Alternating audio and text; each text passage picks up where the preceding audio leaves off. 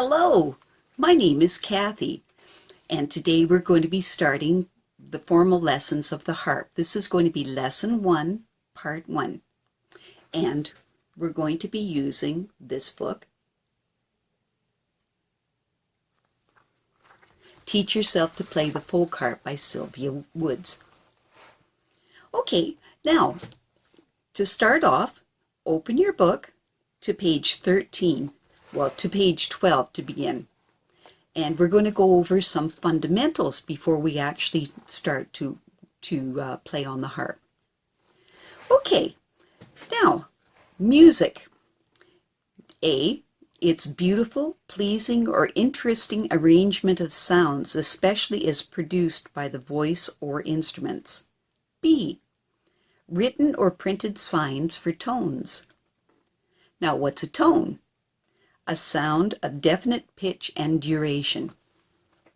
Pitch, the degree of highness or lowness of a sound or a tone. Duration, the time during which anything continues. Note. A, the written sign to show the pitch and length of a sound. As an example, a half note, an eighth note, quarter note, or a whole note. B, same as tone. Now, written music is like a map or a diagram of the sounds that we hear. The notes are symbols that tell us the pitch and duration of the sound. Notes are named using the first 7 letters of the alphabet, A, B, C, D, E, F, G. On the harp, all C strings are colored red, and all F strings are blue or black or green. Find one red string on your harp. That is a C.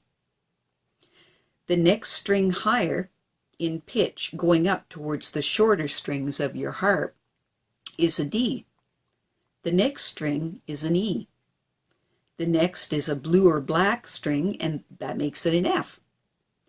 After that, it's a G, A, B, and back again to a red string, which is a C. And it goes all the way up the harp and down the harp. From one string to the next string of the same letter name, example from C to the next C, is called an octave. Now, turning to page 13 of your book, we're going to go into how to read music. Now, notes are written on a set of 5 lines called a stave or a staff. The placement of notes on the staff tells you the relative pitch of the tones. In this example, the first note is lower in pitch than the second note. Ledger lines are used above or below the staff to increase the range of the staff. We do not know the exact pitch of the notes on the staff until we add a clef. A clef is a symbol which is placed on a staff that indicates what tones the notes represent. Now, they have a picture of a treble clef in your book.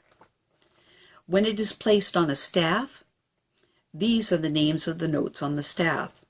And in the diagram, it shows you G, A, B, middle C, D, E, F, G, A, B, C, D, E, F, G, A, B, C. Okay. Now, to find middle C on your harp, locate the red string that's basically in the middle of your harp.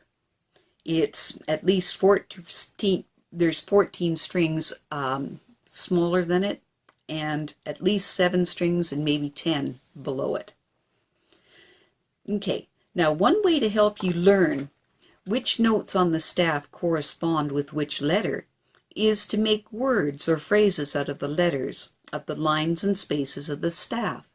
For example, the lines on the treble clef staff are E, G, B, D, F, or the phrase could be, every good boy does fine, or every good bird does fly, whatever one you like the best. Now for the spaces, it spells out the word face, F-A-C-E, so that's very easy to remember. To help you learn the names of the notes on the staff, go through the pieces in the first 4 lessons of this book and name each one of the notes. Do this until you feel certain about the notes and their names.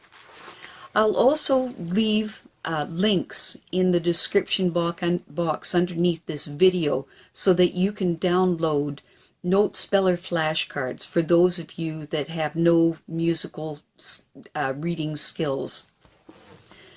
Okay, now each piece, we're turning now to page 14 of the book. Each piece of music has a definite beat or pulse. When you clap your hands to a piece, you're clapping to the beats. Notes consist of a body and a stem. These are used to indicate the time value of a note, that is, how many beats it should be held or its duration. Now, the whole note is equals to 4 beats and has an open body with no stem, and it's held for 4 counts. A half note is equal to 2 beats and has an open body and a stem. It is held half as long as a whole note or 2 beats. Now a quarter note has a filled-in body and a stem. It is held 1/4 as long as a whole note or 1 count. Notes can be written with their stems up or down, it doesn't matter. The pitch of the note is indicated by the position of the body of the note on the staff, not by the stem. For example, there's an example in the book here, and you can see that all of these notes on it are a B, but they're of different values. There's quarter notes with stems going up and down, half notes, stems up and down, or just a whole note. It doesn't matter. If the note head is on that line, it's a B. Now, music is divided into units of time called measures. The dividing line between 2 measures is called a bar line. A double bar line indicates the end of a piece or a section of a piece. And in the book, you can see the examples of this. All of the measures in one piece will contain the same number of beats. A time signature, as an example, 3/4 time or 4/4 time, will be written at the beginning of a piece to tell you how many beats there are in each measure. 3/4 time means there will be the equivalent of 3 quarter notes or 3 beats in each measure. 4/4 time means there will be the equivalent of 4 quarter notes or 4 beats in each measure. When learning a new piece of music, you must be sure that you hold each note the proper amount of beats. The best way to ensure this is to count each measure out loud as you play it. If you are playing in 4/4 time, you count 1 2 3 4 1 2 3 4 1 2 3 4 1 2 3 4 and so on, evenly at the speed that you want to play the piece. In 3/4 time, you'd count 1 2 3 1 2 3 1 2 3 and so forth. Here are some examples of measures in 4/4 time in the book here. You can see this and how to count them. In the first example, we've got 4 quarter notes in a measure. So you would count it 1, 2, 3, 4. Each quarter note gets a count. In the next example, it shows a whole note. Now, you know that a whole note is held for 4 counts, so you'd count 1, 2, 3, 4, but you'd only play that one note, the first one, on the first beat. In the next example, it shows 2 half notes, and how you'd count that was you'd play the note on the 1, count 2, play the note on the 3, and then count 4.